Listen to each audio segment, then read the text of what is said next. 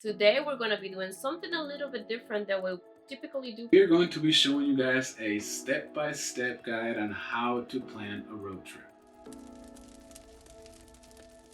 It can be a regular trip as well, but we decided since we just did our road trip from Denver to Utah, we wanted to kind of give you the ideas on how we planned that trip. What went right, what went wrong. But let's get started.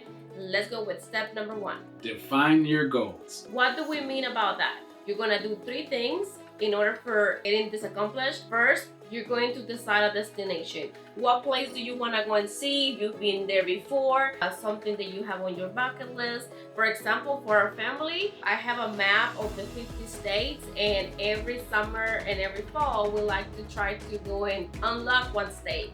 So that's why we decided that we really wanted to go to Utah.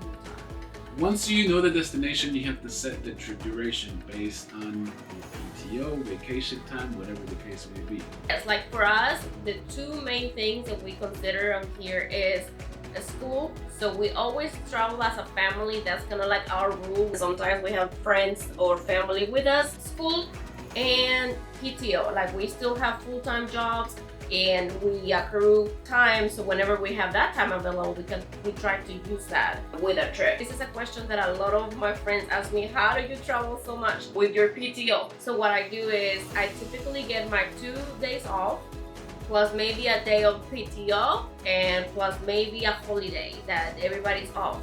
So it is gonna make it a little bit harder to travel, but at least I can get 4-day trip with only 1 day of PTO work. Once you decide on a destination and you have set the trip duration, the next step is to identify the landmarks that you want to see in this trip. For the example of our trip, we already know that the main attraction or the main must stop was going to be the Arches, so the national park. So that was the main one, and from that is how we decided to do step number 2. Plan the route. Since it's 4 days, we could not do a road trip from Texas to Utah.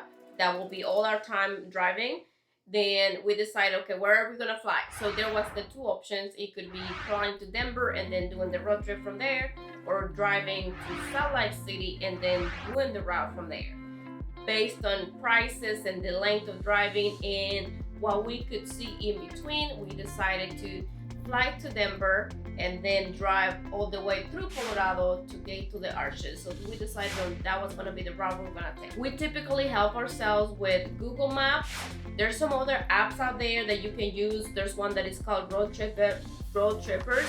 It is actually really cool, but you have to pay extra. I typically just like to see the map and see what other landmarks I can find on the way.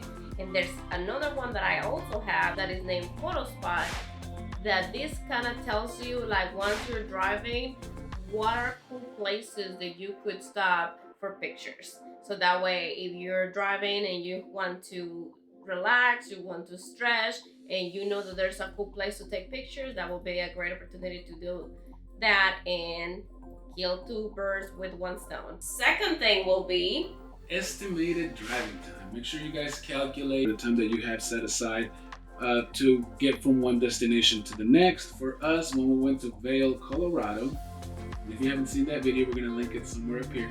We were actually supposed to be there for brunch, but we were mesmerized and taken aback by how beautiful this place was, so that our brunch time frame or time window that we had set easily turned into about a 4-hour brunch. Actually, he does not know that, but I already have planned that was gonna be about the time we're gonna go. What a Sigma? Because once you decide the final destination, you want to kind of give yourself no more than 5 hours of just driving, so you can be relaxed and enjoy the drive. If you go any more than that, then you start getting tired. You just want to get to the hotel and sleep. So even though we could have gotten from Denver to Moab, Utah in 6 hours, let's say, we took the whole day. Why? Because we took the time to kind of explore Vail and drive comfortable the rest of the way, making stops for, going to the bathrooms or go pumping gas, getting snacks, things like that.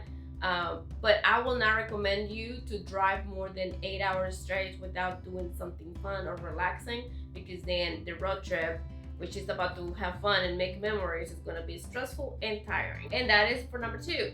Step number 3. Prepare your vehicle. If you're going to drive your car, make sure that you do the required maintenance. Check your tires, check the air pressure. Make sure that you have a spare tire. Make sure you have the tools to change the spare tire, emergency kits. If you rent a car, make sure that you read about the car rental place. Make sure that you keep in mind the hours where they work, and if you have a late flight, all of these things, because if not, you can go through what we went through. Check this out. We started this road trip a little bit wrong. We typically fly with a Spirit, and we flew with Frontier this time. They delayed our flight, and then they had to change the tire. They had a flat tire, so it was becoming a little bit stressful, and we didn't realize, but because of the delay, when we got to Denver, the Fox, the rental car that we used, they closed at midnight. So we couldn't get to the car rental place. And by the way, the budget driver was not nice to us, but that's okay. We learned, that's fine. But we had to get an Uber to get us to the hotel, and then we couldn't sleep. We barely slept like 3 hours, and then we went and grabbed the car. But that's all in the past. Make sure that you know the airline, and also read all the reviews and check all the details about car rentals, because that can ruin your plans. If you are renting a car, well, you have to consider how much you're gonna have to rent per day. Make sure that it's like unlimited miles. The cost of gas on the other states that you're going to be driving around. Here in Texas, gas is a little bit cheaper.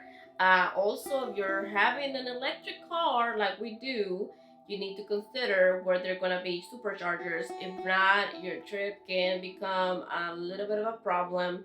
And you have to also consider the charging takes a little bit more than pumping gas and the flights. That is the one reason why we decided this trip was going to be from Texas to Denver and then Utah, because the tickets were going to be cheaper from Dallas to Denver.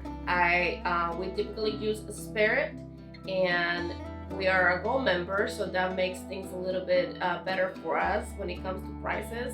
You can get really cheap flights down there. If you wanted to talk more about the Spirit and the Gold member benefits, let us know in the comments, and we can do a video for you about that as well. And the other things to consider when it comes to budgeting is planning accommodations. We would recommend that you find a website and stick to it. So if you like to use Expedia, Priceline, TripAdvisor, whichever, that way you can get extra discounts on your travels the more that you use that site. If you have kids who are normally going to travel when they're not in school, when they're on break, keep in mind that during these times, these are considered the high seasons for most of these vacation places, or for most of the places that you're going to travel, so the hotel rates and the airfares will be higher. If you don't have kids, then we recommend that you book your travels while all the other kids are in school. This will ensure that you get the best possible prices. When it comes to the hotels, for us, the most important thing is like, what are we going to be doing in the hotel? So in this particular trip, we rented 3 hotels. The first one was the least expensive one that was close to the airport, because we knew that it was going to be a late flight. We just wanted to get our luggage and go straight to sleep. The second one was in Moab, which was our main stop. So for that one, we were going to stay 2 nights, and I wanted to make sure that it was a nice place, that everyone's gonna be comfortable, that they had some amenities for the kids, like the pool and arcade, things like that, free breakfast. The stay in Moab was going to be to go to the national park, so we knew that we were gonna be hiking, getting tired walking, so the hotel for me needed to be nice and relaxing, that way we can enjoy those amenities after a long day of hiking. The third one in Glenwood Springs, Colorado, I wanted to make sure that it was gonna be for everybody. I didn't care so much about having nice amenities, because we were going to go and do as much as we could before going back to Texas. So actually, we booked a whole suite for everybody of the family, including our friend Carmen, and everybody was able to sleep comfortable. We were close to the river, so it was nice to kind of wake up and to have the river cross across the street and taking some pictures. But basically, you have to book your hotels based on what you're gonna use them for. The next thing is money for food and entertainment. We use Google Maps and YouTube. There's a ton of information on both of these platforms. Make sure that you guys are marking which restaurants you guys would like to, try, which restaurants you would like to see. What we do is we like to eat what the locals eat. So if we go somewhere and the local cuisine is, let's just say seafood, for example, then we would want to try seafood. Or if it's Cajun cooking, we want to try Cajun cooking. We normally want to try something that we don't normally get to eat in Dallas or in Texas. They said that you get to know more of the city and the people through the food, and the Vega family loves eating, so that is very important for us. We really don't set us a budget for it, but we try to find places that are not so expensive, but we can still try and enjoy the food from the local areas, unless it's a special occasion. Like for my birthday, we went to this crazy, fancy, nice restaurant in Miami. So in those kind of scenarios, on those kind of occasions, then we kind of splurge a little bit more. But yes, we look in Google and we look at all these places, and we kind of narrow down what we're gonna do. What I like to do is I put extra places around the attractions that we're gonna be doing. So in that way, like for example, if we are planning to go to Arches and we know it's gonna be a whole day of walking, hiking, I want to make sure that it's something really close to the park, because we're gonna be so hungry, and at that point we were not gonna care what we eat. So I just flag every location that I would like to go in the Google Maps, so when I'm there I can see all the flags that I already marked, and then go and make a selection from there, because sometimes even the hours are not correct in Google, and now the one place that you pick is closed, you don't know what to do. So I already have a few flagged, and typically I can put a note that says main restaurant I want to see, or second or third, things like that to help me out.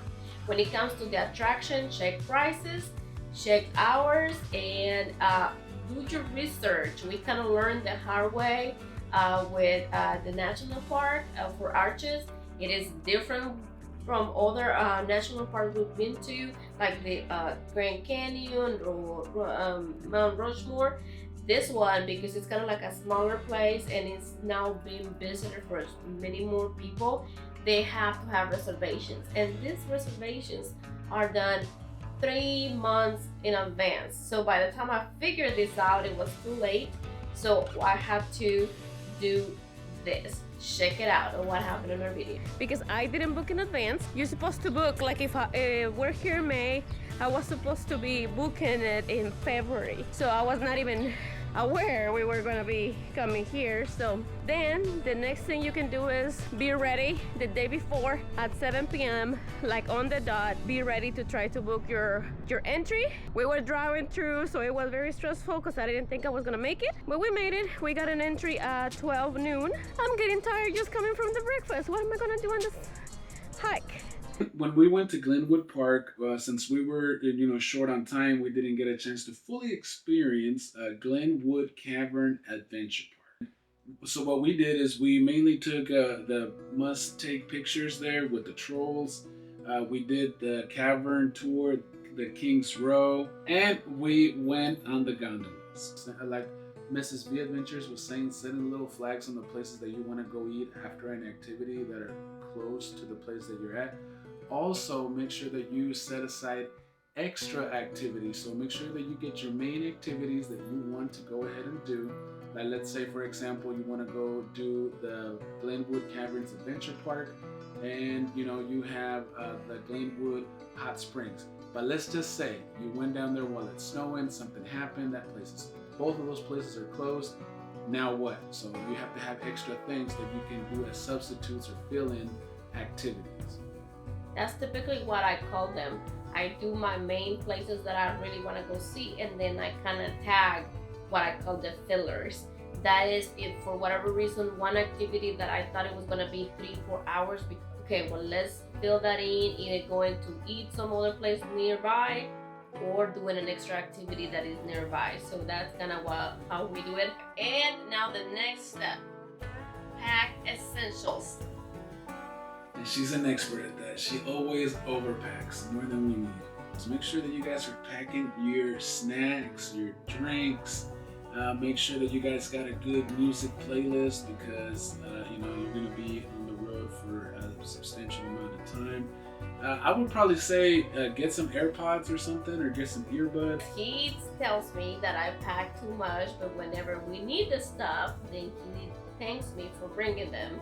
So for example, in this trip, I knew we were gonna be doing the hiking. That was our main attraction. So I brought the hiking sticks. They were lifesavers. If you have not seen our Arches video, check it out. They made a difference. Also, don't forget to get all the stuff you're gonna need when you get to your destination. Like for example, sunblock. We brought it, I promise you, and then we forgot it at the hotel, so that defeated the purpose, and we all got burned. But still, bring it. Hopefully you don't forget it like me. But bathing suits, anything that you're gonna need out there when you get to your destination, so you don't have to be spending money on things that you already have at home. Bring medicine. Sometimes you get like motion sickness or pain. I like to just travel with, a little bottle of pain medicine, maybe baby pain medicine or motion sickness stickers or Dramamine, things like that. One thing I'm going to recommend for parents with little babies or toddlers. On this last trip, Ceci was in the process to be potty trained. So that was one of my concerns, that taking a trip was gonna get her out of her routine and then miss all the hard work that we have been doing for potty training. But we brought this portable this portable potty thing, and it was a game changer. She's now fully potty trained. She used it all the way in the trip. Basically, it's foldable and you put like a little bag. And as soon as she said that she wanted to go potty, we could just get out of the road a little bit and she will go and be happy. So highly recommended. If anybody is trying to do that or going through that, let me know and I'll get you the link in the comments. So one more thing is, check the weather. What do you have to say about that, husband? Has the weather ever affected our trips? V-ADVENTUROUS in the Big Easy in NOLA. A little bit of water is not gonna stop us, right, baby? V-ADVENTUROUS is not gonna be stopped by a little bit of water, y'all. We're gonna do this. We're gonna keep on going. This is how we do the adventures. Soaking wet.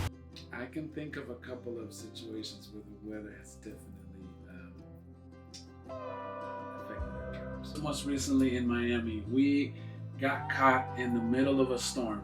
Okay, so there was another hurricane that was going through there. We got the tail end of the hurricane, and we were on the beach, and it just started pouring. Another time that the weather affected us while we were traveling was in Tulum. If you haven't seen that video, I'll put it right here.